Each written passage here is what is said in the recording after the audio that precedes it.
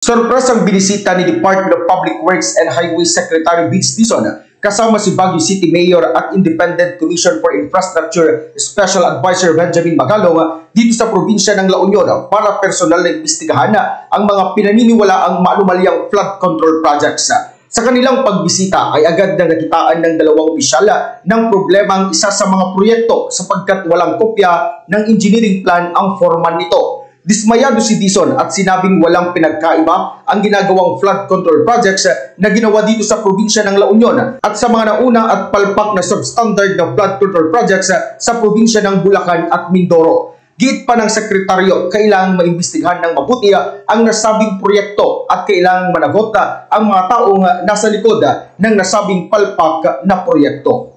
Well, nakaka-dismaya kasi sa mata pa yan, nakikita na natin na marami na namang problema.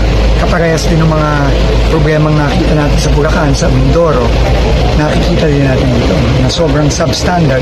Hindi naman to i-ghost, no? Kasi meron namang proyekto, pero yung substandard talagang kita-kita natin, no? So, talagang kailangan na imbestigahan to na mabuti para kailangan managot yung mga tao dito na involved dito. Kaya nagpapasalamat ako, nandito na si Mayor Benji. At least meron na tayong katulong sa ICI para imbestigahan. Yan ang ulat mula sa Bombo Radio La Union para sa Bombo Network News. Bombo Raymond Tachora. And this is Bombo Radio Philippines, the #1 and most trusted source of news and information. Basta Radio. Bombo!